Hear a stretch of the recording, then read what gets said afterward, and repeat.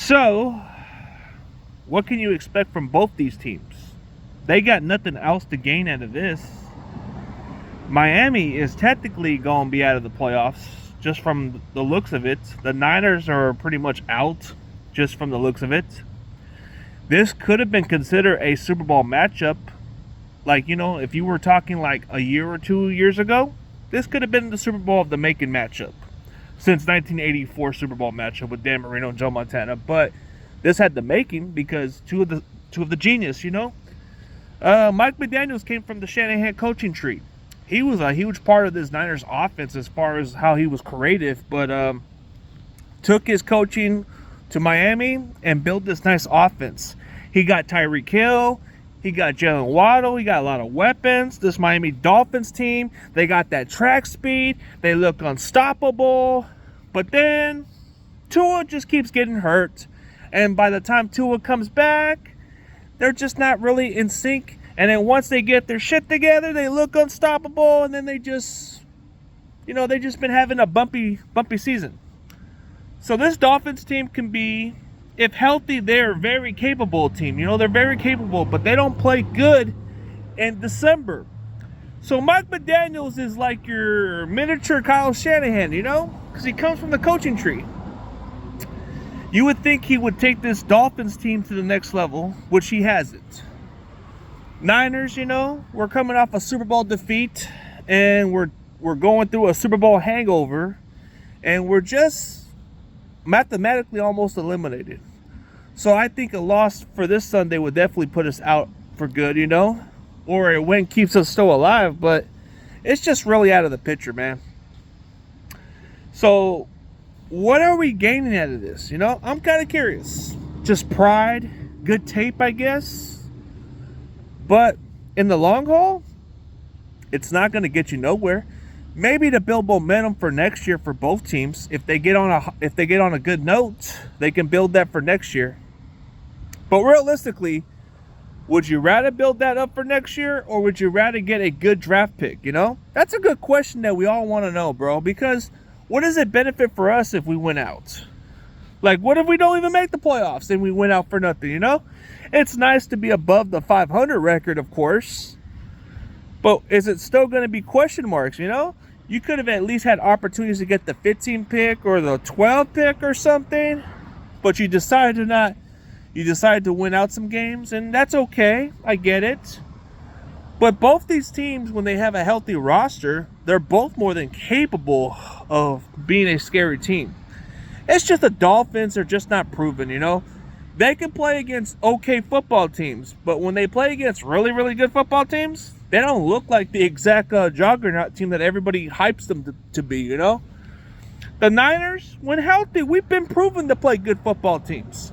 When we are at our full best, man, we can dominate good football teams and put them to rest, But this year, we just haven't got to it, When you have a new defensive coordinator that's kind of catching on with adjustments and all that stuff, that takes time for some of them, but we're not closing out games.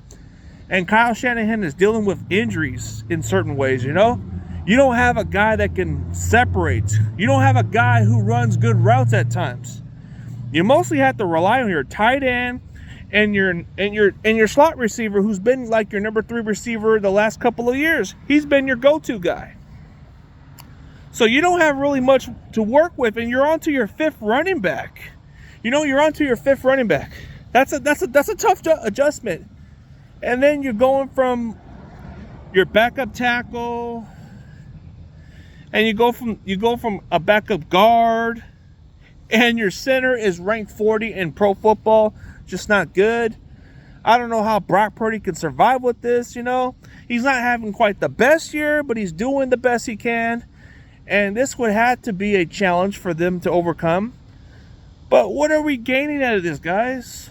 2 beat-up football teams, 2 teams that could potentially be a Super Bowl contender, but they're not going nowhere this year. You're pretty much getting the disappointment bowl, Because this could have been the making of a Super Bowl game. If people wanted to see the Niners and Dolphins in the Super Bowl, that would be a must-watch. Because you get 2 explosive offense, but it would be challenging to see who's the better football team. But Sunday, we'll definitely know what happens. Hey, a win on Miami would be bittersweet, even though it doesn't have no meaning to it, but it would be a bittersweet. But a loss wouldn't hurt us. It wouldn't hurt us at all. It would actually motivate us.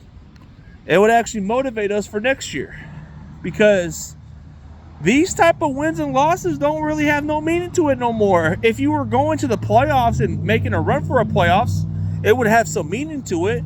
But when you're going into a rough season where you don't really have nowhere to gain out of this, and you're not going to make the playoffs, then you're not gaining anything out of this except pride and put on good tape at best.